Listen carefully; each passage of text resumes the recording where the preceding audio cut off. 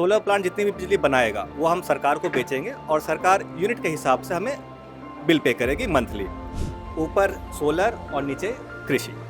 तो कुछ पौधे ऐसे भी हैं जहाँ पे बारिश बहुत तेज होने से ना पौधों को हानि पहुँचता है, तो ये एक तरह से शील्ड की तरह काम कर रहा है। अगर किसान के पास इतना आय नहीं है, इतना इन्वेस्टमेंट नहीं है, या तो वो लोन ले सकते हैं बैंक से या फिर एक थर्ड पार्टी इन्वेस्टर अरेंज कर सकते हैं। सूर्य पूरे विश्व की ऊर्जा का केंद्र होता है। नमस्कार, मैं हूं स्वप्निल वर्मा और आप सभी देख रहे हैं एकल भारत।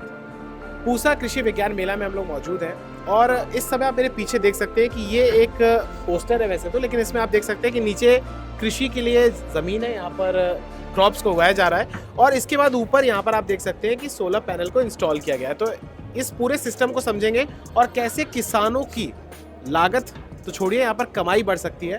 हम बात करेंगे। शक्ति कुमार जी हमारे साथ मौजूद है। सर, पहले तो बहुत स्वागत है आपका। धन्यवाद।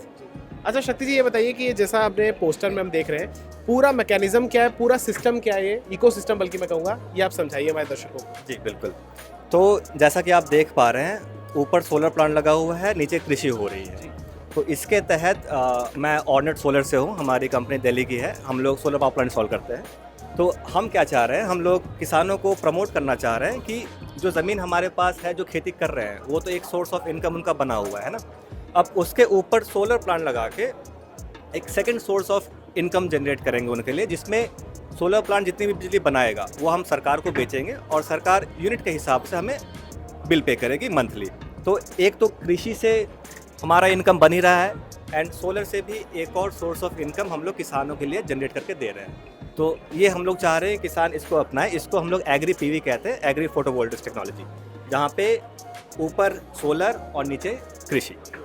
ये अच्छा, जैसे आपने इसमें बताया कि सौर ऊर्जा का इस्तेमाल करके आप किसानों की आय को बढ़ाना चाहते हैं, तो इसकी पूरी लागत क्या है? अगर किसान इंस्टॉल कराना चाहे इसे, तो कितने रुपए में, कितनी लागत में आएगा ये? देखिए, इसमें कम से कम 500 किलोवाट कैपेसिटी हम लोग इंस्टॉल करते हैं, जिसके लिए शुरू में जो लागत है आप लगभग 1.5 करोड़ का मान के चलिए।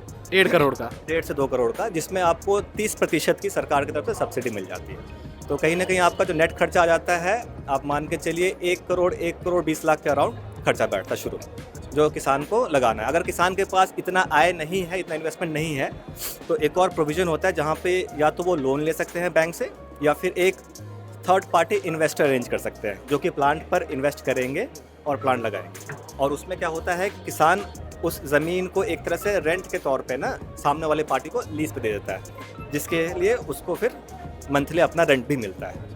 अच्छा, जैसा कि मैं यहाँ पर जो आपने पोस्टर्स लगा रखे उसमें पढ़ रहा था कि इसमें लिखा है कि खराब मौसम से ये फसलों को भी बचाता है। जी हाँ। तो ये किस तरीके से बचाता है, ये बताइए। खराब मौसम से बताऊँ तो ऊपर आपको एक शेड मिल गया है।